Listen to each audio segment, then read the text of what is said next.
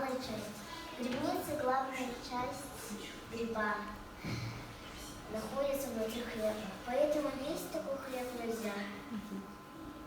Что будет, если съесть плесень?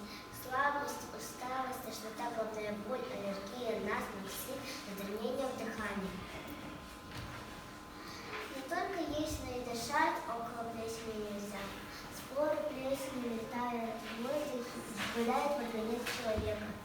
Споры копятся, и человек заболевает. Например, кашлем, болезнью костей, дерматитом, астмой. Плесень может появиться там, где влажное тепло.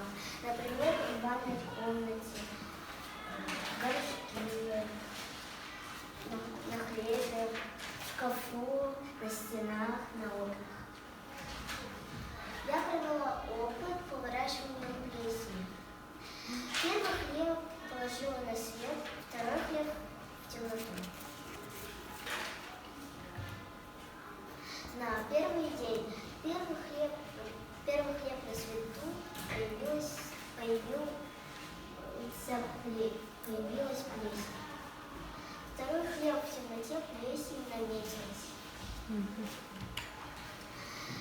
Первый хлеб на свету появилось зеленое пятно. Это у плесени появились споры. Второй хлеб в темноте плесень такая же. На шестой день первый хлеб на свету, плесень зеленая на всем хлебе. На втором хлебе плесень такая же. На восьмой день первый хлеб на свету, плесень продолжает расти. Второй хлеб в темноте, плесень засохла. Вот после опыта. Плесень хорошо размножается на свету. В темноте плесень умерла. Хранить продукты следует в темноте и сухости. Я провела опрос среди наших одноклассников. Первый номер. Видели ли вы плесень? Да, ответили 7 человек. Нет, ответили 3 человека. Пользу или вред приносит плесень человеку? Вред ответили 3 человека. Пользу ответили 3 человека. Не знаю, ответили 4 человека. Что вы делаете, если видите на продукте плесень? Отрежу плесень 7, ответили 4 человека. Выброшу, ответили 6 человек. 7 ответили 0 человек. Какой вред приносит плесень? Не знаю, ответили 4 человека. Отравление ответили 3 человека. Никакого вреда ответили 3 человека. Аллергии ответили 0 человек. В какой среде лучше развивается плесень? Во влажной ответили 6 человек. В сухой ответили 2 человека. В теплой ответили 3 человека.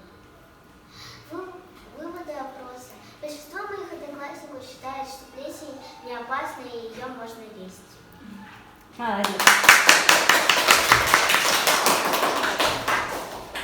Сертификат участника научно-практической конференции «Мир вокруг меня» вручается Ушкановой Камиле.